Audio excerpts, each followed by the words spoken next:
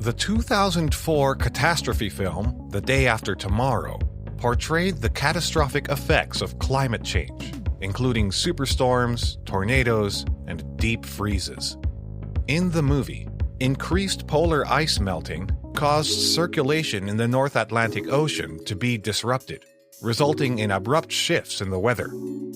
Scientists dismissed the bleak scenarios depicted in the film, but acknowledged that climate change may impact ocean circulation. However, could it stop the Gulf Stream from circulating?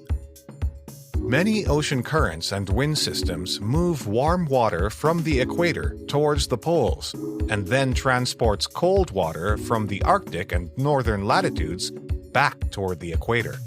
These forces make up what's known as the thermohaline circulation. Thermo refers to temperature, while haline denotes salt content. Both of these factors are what determines ocean density.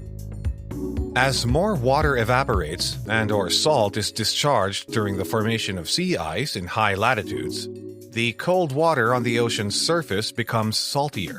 It sinks deep into the ocean and travels through the depths until it can come to the surface near the equator, typically in the Pacific and Indian Oceans. This is because saltier, colder water is denser and therefore heavier. The cold water at the surface is then warmed by the sun, and evaporation makes the water saltier. After being transported northward by the warm, salty water, it joins the Gulf Stream, a sizable, powerful ocean current that is also propelled by winds. After traveling along the east coast of the United States, the warm, salty water enters the North Atlantic region, where it releases heat that heats Western Europe. The water cools down and sinks to the deep ocean once it has reached the North Atlantic and released its heat. The cycle keeps going. The climate of many parts of the globe is significantly influenced by the thermohaline circulation. The Gulf Stream is a component of the thermohaline circulation, which also includes the Atlantic meridional overturning circulation. This ocean circulation system transports heat from the tropics and southern hemisphere to the North Atlantic, Nordic, and Labrador seas before losing it there and causing the colder waters to sink deeply. The thermohaline circulation is dependent on the cold, dense waters that fall into the deep oceans, since it is primarily driven by variations in water density.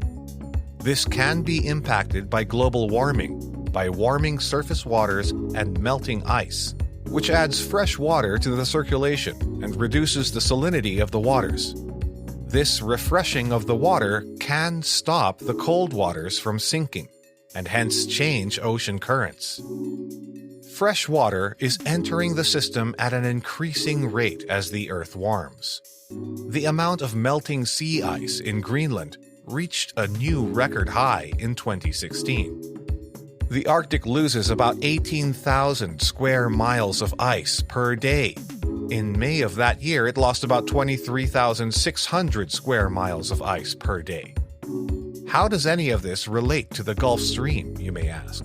The Gulf Stream is the driving force behind the global climate. Its torrential currents move heat and energy from one area to another across the Atlantic Ocean. The system is currently at its weakest point in 1,000 years, and it's going to get worse in the years to come. The repercussions of shutting it down might be disastrous, and the ripple effects would be extensive. Let's explore what would happen if the tremendous Gulf Stream and thermohaline circulation stopped working. Weather changes. A steady climate is largely maintained by the Gulf Stream. Western European winters could become extremely cold due to the slowing Gulf Stream, which could also have a significant impact on Atlantic fishing markets. Whether or not the Gulf Stream totally ceases to exist, the consequences would be disastrous for billions of people worldwide. A new study distinguished between the effects of climate change and the closure of the Gulf Stream. The scientists discovered that the consequences of a hotter climate will be less noticeable overall than changes in precipitation. Although the Gulf Stream is crucial for water circulation, Its sluggishness could have a significant impact on weather patterns worldwide. For instance, the climate of Florida is strongly influenced by this powerful warm water stream. It maintains Florida's cooler temperatures in the summer and warmer temps in winter compared to other southeastern states. The Gulf Stream also helps to warm Western European nations, as previously mentioned. Changes in monsoons. If the Gulf Stream is shut down due to climate change, it has been suggested that monsoon patterns may change. If this hypothesis is true, ocean levels along the southeast U.S. would rise by 8 to 12 inches. Additionally, the tropical rain belt may move south, weakening African rainfall patterns and accelerating the monsoons in the southern hemisphere. Additionally, the loss of the Gulf Stream could disrupt the systems that the Earth needs to maintain its ability to regulate its temperature. Changes to the Gulf Stream and its effects on the monsoons would affect a variety of regions across the globe. Along with the Sahel, this could have an impact on the Maldives, India, and Thailand. The monsoon affects the climate of the Sahel region of Africa, which receives rainfall from the West African monsoon as well as the Indian subcontinent. In recent years, scientists have seen indications of the Gulf Stream's collapse.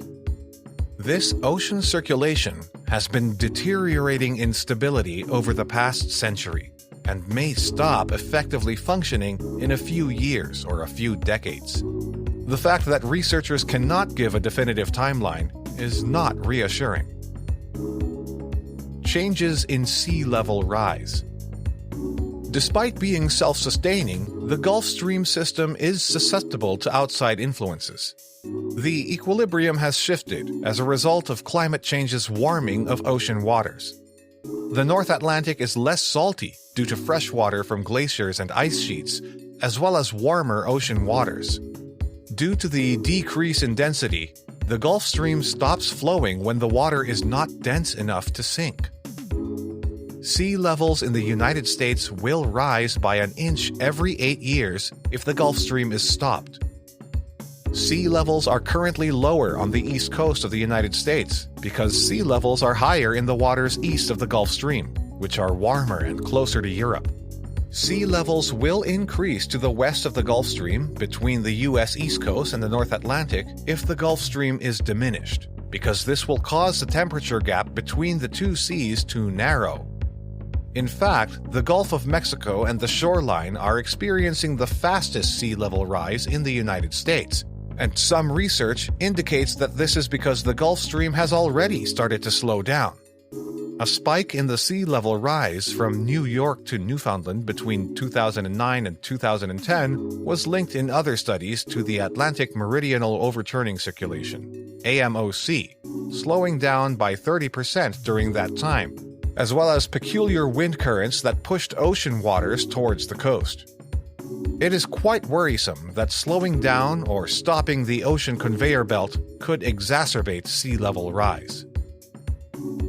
So, to sum up, rapid sea level rise on North America's east coast, cooling across Europe that could affect agriculture, a parched Amazon rainforest, and disruption of the Asian monsoon are just a few of the extensive effects of a severe weakening of the AMOC.